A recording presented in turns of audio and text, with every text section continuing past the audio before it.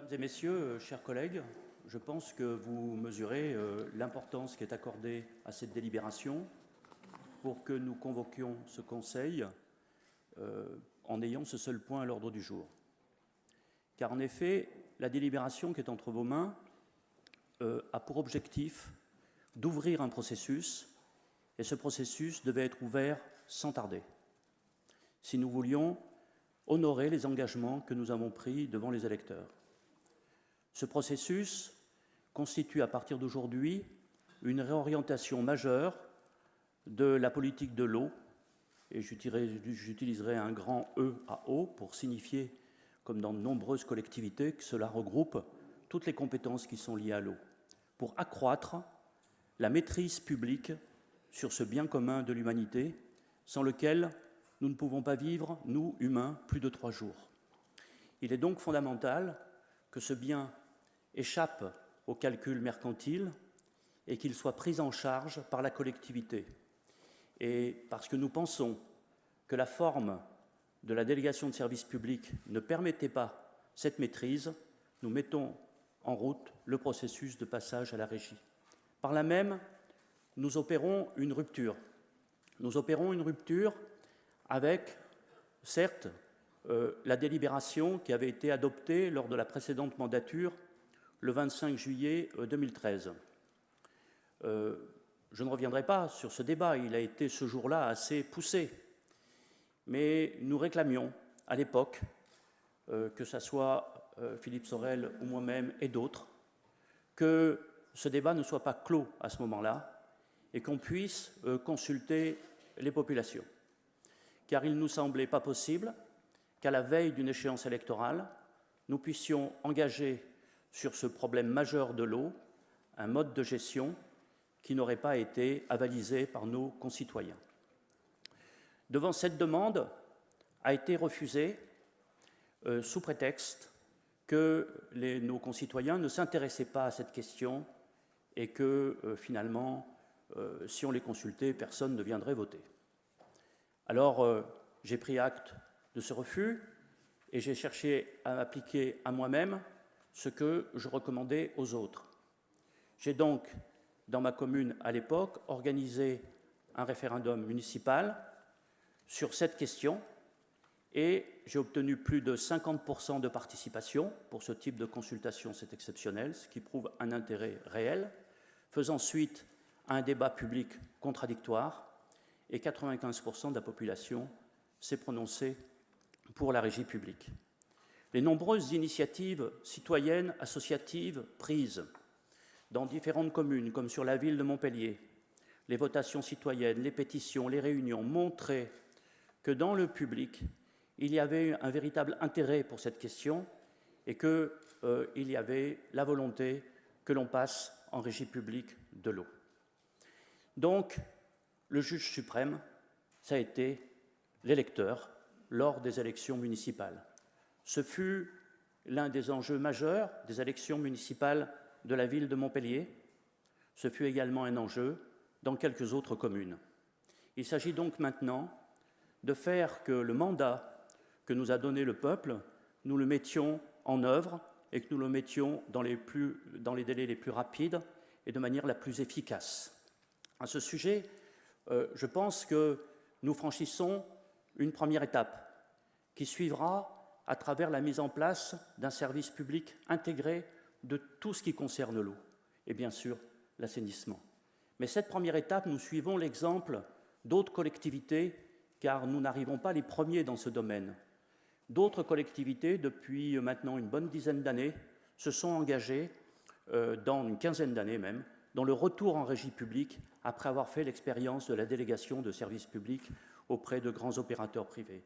Ce retour est lié à une réflexion collective importante qui a traversé notre pays, notamment en observant que dans le reste de l'Europe, si on prend les 15 pays les plus développés de l'Europe, pour essayer d'avoir quelque chose de comparable, de l'Union européenne, 72% de l'eau distribuée l'est en régie publique et simplement 28% par des délégations de services publics. La France, c'est l'inverse. La France, c'est plus de 70% qui était, il y a 15 ans, disons sous forme de délégation de service public, si je prends la plupart des grandes communes. Et depuis, un mouvement de réflexion s'est engagé pour revenir à une gestion publique à travers le mode d'une régie publique. Je voudrais ici donner quelques arguments, sans être trop long, qui militent pour la régie publique. Mon premier argument est un argument économique et social. Tous les rapports, tous les comparatifs, jusqu'à des études très récentes, depuis l'Assemblée nationale jusqu'à des organismes spécialisés, démontrent que la gestion en régie publique est moins chère qu'en délégation de service public à un opérateur privé. Elle est moins chère en termes de coûts. Par ces temps où on nous parle trop souvent, à mon goût, de coût du travail, il serait intéressant parfois de prendre la mesure du coût du capital. Et en l'occurrence, lorsque l'on passe d'une délégation de service public à un opérateur privé à une régie publique, eh bien on fait toute une série d'économies. Non seulement pas de dividendes, pas de marge financière, pas d'impôt sur les sociétés, et je pourrais vous en faire la liste longue. Dans les documents que M. Hémin vous a communiqués hier ou que vous avez sur votre table, notamment les comparaisons qui sont faites par un certain nombre d'organismes vous apportent cette démonstration que la régie publique est manifestement moins chère, pas d'une manière gigantesque, mais elle est moins chère. Et qu'en l'occurrence, ça nous permet de réfléchir à une baisse du prix de l'eau. À ce sujet, je voudrais quand même signaler, puisque c'est l'information du jour, auquel j'ai été sollicité dès ce matin, me disant, voilà, alors vous allez baisser le prix de l'eau de 50%. Je fais une simple remarque, la personne qui a déclaré ça était aux responsabilités dans son entreprise dans les années qui précèdent. Que ne l'a-t-il fait précédemment? Pourquoi le prix de l'eau n'a pas été baissé précédemment? Pourquoi on pourrait être baissé maintenant? J'appelle ça une opération de dumping pour essayer de conquérir un marché. Car le prix n'est pas que la seule variable. Il faut baisser le prix en préservant d'une certaine manière la possibilité de conserver la ressource, de la pérenniser, d'assurer un service de qualité. Et que donc, avec la régie publique de l'eau, nous baisserons le prix tout en ayant une vision de conservation de la ressource à long terme. Et donc c'est ça qui est important. Toujours sur cet argument économique et social qui fait qu'elle est moins chère, c'est que, en passant en régie publique, nous pouvons beaucoup plus facilement imposer des tarifications sociales. Alors on me dit que c'est impossible. Eh bien, je montrerai, dans le cadre de tout ce débat qui va autour de la mise en place de la régie publique, que c'est possible, prendre des expériences qui ont été faites dans des pays entiers, dans lesquels les premiers mètres cubes fournis à la population, ces mètres cubes qui sont indispensables à la survie, eh bien, peuvent aller vers la gratuité. Et toutes les dépenses dispendieuses de l'eau doivent être facturées au prix fort, justement aussi pour dissuader ceux qui font cela d'avoir une attitude qui vise à préserver justement la ressource. Donc, mon premier argument est un argument économique et social, et nous aurons l'occasion, nous l'avons d'ailleurs déjà longuement abordé lors de la séance du 25 juillet. Le deuxième argument, il est patrimonial et écologique. L'eau est une production, ce n'est pas quelque chose qui descend du ciel. J'ai entendu dans certaines assemblées qu'à Grenoble, elle était beaucoup plus facile parce qu'elle descendait des montagnes. Comme la régie publique est également à Paris, je ne vois pas de montagne autour de Paris, donc ça ne me paraît pas un argument recevable. Et donc, on peut considérer qu'aujourd'hui, nous avons une production de l'eau, un réseau, un ensemble d'investissements qui ont été faits par la collectivité. Vous avez dans les documents qui vous sont donnés, un document qui est important pour vous, c'est lorsque nous avons adopté le schéma directeur d'eau potable, on vous donne l'évaluation des investissements qui sont nécessaires à l'horizon 2030. Car effectivement, si nous ne faisons rien d'ici l'horizon 2030, eh bien, il est fort possible que nous laissions à nos enfants, à nos petits-enfants, un territoire qui aura la plus grande difficulté à subvenir aux besoins de la population en eau. Il faut donc établir une vision à long terme, une vision qui fait que nous pouvons renouveler les réseaux, qui sont dans beaucoup d'endroits d'ailleurs trop vétustes. Et dans les investissements, c'était le seul, au fond, qui revenait aux fermiers, c'était le renouvellement des réseaux. Les gros investissements, contrairement à ce qu'on raconte, les gros investissements étaient à la charge de la collectivité et ont été pris en charge par la collectivité, donc par les citoyens. Et dans ce contexte, il nous faut avoir une vision de long terme. Or, chacun le sait, aujourd'hui, dans le capitalisme dans lequel nous vivons, c'est un constat qui est absolument partagé, l'horizon temporel des firmes privées s'est profondément raccourci, dans la mesure où l'exigence de rentabilité se fait au maximum à 3 à 5 ans. Et que donc, là, ce n'est pas les injurier que de dire ça, c'est faire un constat.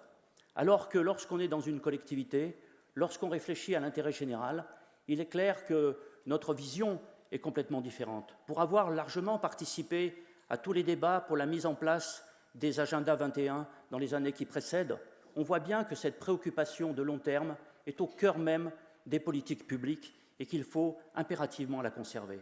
Donc la régie permet d'avoir cette vision. Et dans cette vision, et notamment, je ne développerai pas ce point puisque M. le Président l'a fait dans son intervention, dans cette vision, il y a la ressource de tout l'aquifère du Lèze, et qui est un élément important. Cette ressource, elle est précieuse. Cette ressource, il ne faut pas nécessairement la pomper tant qu'on l'a, parce que justement, il faut avoir vis-à-vis de cette ressource une vision équilibrée qui nous permet à la fois de l'utiliser pour subvenir aux besoins de nos populations, tout en préservant son renouvellement. Des études ont eu lieu il y a 1 an, donc, dont les conclusions sont tout à fait intéressantes. Personnellement, cette étape, je ne connais que les conclusions et j'attends que les experts puissent nous présenter ces conclusions en détail. Montre que des possibilités existent de ce point de vue pour assurer ce renouvellement tout en continuant à l'utiliser pour pouvoir subvenir aux besoins des populations de l'ensemble de ce bassin. Et d'ailleurs, c'est important parce que ça nous permet de réfléchir à une coopération entre les différentes collectivités pour définir nos territoires, car la géologie et les nappes d'eau se moquent de nos limites administratives. Il faut donc réfléchir à l'ensemble d'un bassin versant, à l'ensemble de sa logique du point de vue de l'eau. Et avoir cette intelligence collective, je pense que c'est une chose qui est attendue de nos concitoyens, plutôt que des compétitions pour accroître son propre territoire. Naturellement, ces préoccupations patrimoniales et écologiques sont tout à fait fondamentales et sont généralement, comme la Régie publique de Paris l'a montré, beaucoup plus soutenues dans le cadre d'une régie publique que dans le cadre d'une DSP. Mon dernier argument, il est politique. Oui, il est politique, parce que la question de l'eau, contrairement à ce que me disait un journaliste tout à l'heure, ce n'est pas une question idéologique, ou je ne sais pas ce qu'il voulait dire d'ailleurs, c'est une question politique au sens propre du mot, qui implique la gouvernance de la cité. Et donc, de ce point de vue, cette politique, il ne suffit pas qu'elle soit confiée aux élus. C'est une première chose, c'est que les élus puissent prendre leurs décisions d'élus sur la base du mandat qu'ils ont pris devant le peuple. Mais il faut qu'ils soient aussi soumis à la vigilance citoyenne. Il faut qu'ils soient soumis à une veille citoyenne. C'est pour ça que nous avons choisi d'aller vers la régie publique, car d'autres formes existaient, mais elles étaient insuffisantes dans la capacité, finalement, aux citoyens de contrôler ce point central de son activité. Je voudrais terminer la présentation de cette délibération, puisque vous avez beaucoup de dossiers et peut-être des questions à poser, si vous le permettez, par référence à une personnalité particulière. Cette personnalité a disparu il y a 2 ans. C'était une dame âgée déjà, qui combattait beaucoup sur la question de l'eau. Elle n'arrêtait pas, de Istanbul, Ankara, jusqu'au Kenya, Nairobi, jusqu'à La Paz, pour se battre à travers le monde sur cette ressource fondamentale qu'était l'eau. Et elle répétait sans arrêt que cette ressource ne pouvait pas devenir une marchandise, n'était pas une marchandise. C'était un bien fondamental qui définit le vivant, comme l'a si bien dit le Président tout à l'heure. Et cette dame, certains d'entre nous, nous avons eu la chance de la rencontrer il y a 3-4 ans ici, dans l'Hérault, où elle n'a pas été à l'époque assez bien reçue, à mon goût. parce qu'elle menait cette bataille aussi en France pour la régie publique de l'eau. Et elle a mené cette bataille jusqu'à son dernier souffle. Cette personne, c'est Danielle Mitterrand, et qui n'appartenait pourtant pas à la même histoire politique exactement que moi, mais c'était quelqu'un qui nous transmettait quelque part une énergie, un courage, une volonté, et je pense que tous ceux qui ont combattu dans cette assemblée, dans le public ou ailleurs dehors, pour cette régie publique, ont peut-être tiré du combat de cette femme le courage nécessaire. Je vous remercie.